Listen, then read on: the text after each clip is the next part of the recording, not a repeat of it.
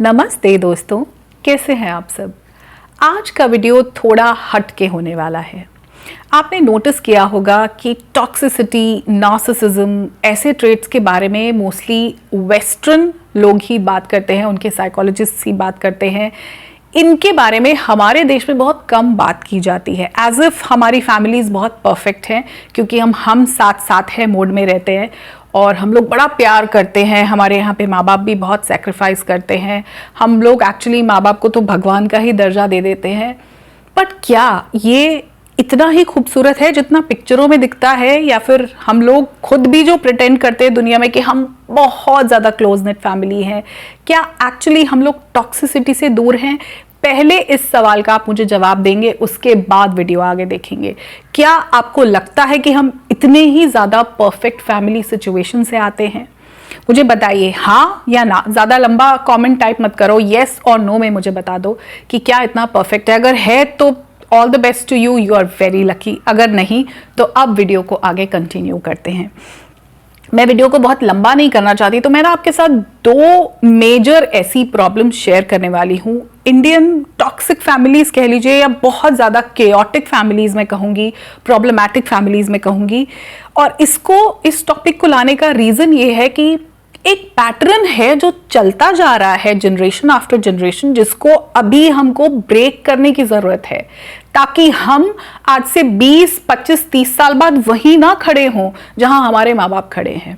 ये जो पैटर्न है ना, ये जो जेनेटिकल कंस्ट्रक्शन है, हमारी जेनेटिक कंस्ट्रक्शन जो है, ये ऐसी है कि ये अपने आप हमारे अंदर आ जाएगी। हम जितना अवॉइड करेंगे हम वैसे ही बनते जाएंगे। तो ये पैटर्न कॉन्शियसली ब्रेक करना होगा। आप मुझे बताओ, ये वीडियो देखने के बाद बताना कि क्या ये सच्चाई है कि नहीं है। हमारे परिवारों में, काफ़ी ज़्यादा फैमिलीज़ में, पेरेंट्स हमेशा बहुत इम्पोर्टेंट होते हैं और वो हर स्टेज पे होते हैं। जब बच्चे छोटे होते हैं तो माँ बाप ऑफ कोर्स बड़े होते हैं, तो उनकी प्रॉब्लम्स होती है ना। वो बच्चों को हमेशा बताएंगे कि वो कितने स्ट्रेस से गुजर रहे हैं, कैसे रिश्तेदार खराब करें। और ये मदर्स की बहुत आदत होती है, मामा तुम्हारी मामी ऐसा करती है, तुम्हारी बुआ ऐसा करती है ना, मेरे को बहुत परेशान करके रखा हुआ है, मेरी तो ज़िंदगी ख़राब हो गई, तुम्हारे पापा भी टाइम नहीं देते। ओवर शेयरिंग बहुत है, क्योंकि वो भगवान है, बच्चे तो मुंडो टाइप होते हैं कि उनको अपने हिसाब से यूज़ कर लो। तो इतना ज़्यादा अपनी लाइफ की प्रॉब्लम्स वो बच्चों के ऊपर लाद देते हैं कि उनकी ज़िंदगी बहुत ज़्यादा ख़राब है। उनकी लाइफ में तब बच्चे जब छोटे तब भी बहुत प्रॉब्लम चल रही थी, फाइनेंशियल प्रॉब्लम चल रही थी, पापा का बिजनेस अच्छा नहीं चल रहा, एक जॉब से नहीं हो रहा, बहुत सारा कुछ बच्चों पे डाल दिया जाता है, ये रियलाइज़ किए बिना कि वो बच्चे की मेंटल कैपेबिलिटी उस बात को समझने की है भी कि नहीं है, क्या इसको वो पूरी ज़िंदगी कैरी करने वाला है। अब जब बच्चे छोटे हैं, ऑफ कोर्स माँ बाप बेचारे बड़े हैं, बहुत स्ट्रगल से डील कर रहे हैं, बच्चों को बड़ी मुश्किल से पाल रहे हैं, बच्चों पे एहसान भी चढ़ाया जाता है, तुम्हें प्राइवेट स्कूल में पढ़ा रहे हैं, तुम्हारी फीस भर रहे हैं, तुम्हारे लिए सैक्रिफाइस कर रहे हैं। माँ कहती है तुम्हारी वजह से मैं जॉब नहीं कर रही, ताकि तुमको अच्छी ज़िंदगी दे दूँ। फिर बच्चे जब थोड़े से बड़े होते हैं, एडल्ट्स हो गए 18, 20, 22 साल के, तब भी माँ बाप की लाइफ बड़ी इंपॉर्टेंट है कि अब उनको समाज में एक रिस्पेक्ट चाहिए, तो तुम उनके हिसाब से शादी करो, पढ़ाई करो, इंजीनियर बनो, डॉक्टर बनो, सीए बनो। तो भी माँ बाप, it is again about them कि माँ बाप क्या चाहते हैं, क्योंकि उन्होंने इतना सैक्रिफाइस किया है। अब तुमको उनके हिसाब से करियर चूज करना है, फिर उनके हिसाब से ही शादी करनी है। रिश्तेदार क्या कहेगा, सोसाइटी में उनकी इज्जत बच्चे बनाएंगे। तो अभी भी पेरेंट्स इंपॉर्टेंट है, बचपन में भी वही इंपॉर्टेंट थे, अभी भी हैं। अब बच्चों की शादी हो गई, उनके अपने बच्चे हो गए, पेरेंट्स ओल्ड हो गए, तो अब तो वो सबसे ही ज़्यादा इंपॉर्टेंट है। अब उनके कुछ बीमारियां भी हैं, उनके भी अपने बहुत सारे मेंटल इश्यूज हैं, उन सब से डील करना है। तो अभी भी माँ बाप इंपॉर्टेंट है, अभी भी उनके चरणों में बैठे रहो, उनको ही पूछते रहो। हॉस्पिटल्स की विजिट्स उनकी लगेंगी, क्योंकि वो बहुत लोनली फील कर रहे हैं, क्योंकि अब बच्चे अपनी लाइफ में बिजी हो गए, तो माँ बाप का खालीपन भी तुम ही भरो। इस पूरे सफ़र में बचपन से लेके अडल्टहुड से मिडिल एज तक वो बच्चे माँ बाप को ही इंपॉर्टेंस देते रहते हैं। उनका पूरा जो जर्नी थी वो कहीं मिस हो जाती है, दे वर नेवर इंपॉर्टेंट। जो ऐसी फैमिली से लोग आते हैं जो अब अपनी इस एज ऐसी स्टेज में है जहां वो खुद पेरेंट्स हैं और वो परेशान हो गए हैं ये कर करके, वो इस बात को समझ रहे हैं कि उनको तो कभी इंपॉर्टेंस मिली नहीं, और जिन बच्चों को अपने पेरेंट्स से इंपॉर्टेंस नहीं मिली उनको अपने पार्टनर्स से, इन लॉज से दुनिया में कहीं भी इंपॉर्टेंस नहीं मिलती। ये एक फैक्ट है, क्योंकि उनके अंदर खुद के लिए इंपॉर्टेंस नहीं है। वो बच्चे खुद को वैल्यू नहीं करते तो उनको दुनिया क्या वैल्यू करेगी।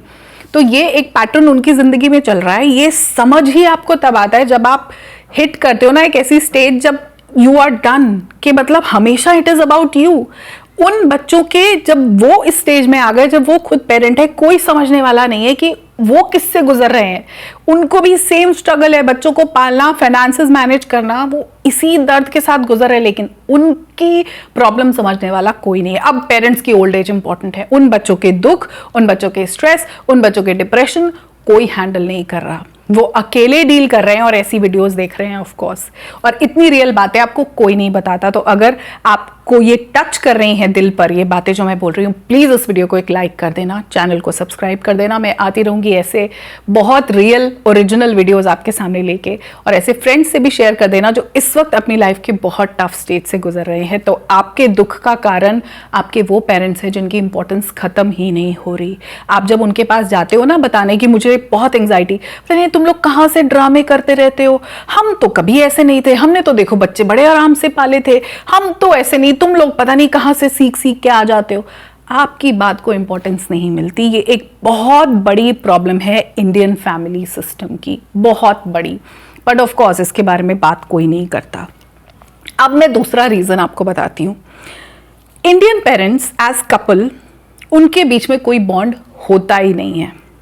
बच्चे जब तक हैं, बच्चों की पीटीएम में जाना, चलो बच्चों को थोड़ा बाहर घुमा के ले आना, बच्चों के साथ मॉल चले गए, बच्चों को बाहर खिलाना पिलाना है, बच्चों को थोड़ा बहुत कहीं मेले में ले जाना है, कुछ है, तब तक तो ठीक है। आप इन कपल को अकेले छोड़ दो, ये इतने ऑकवर्ड हो जाते हैं।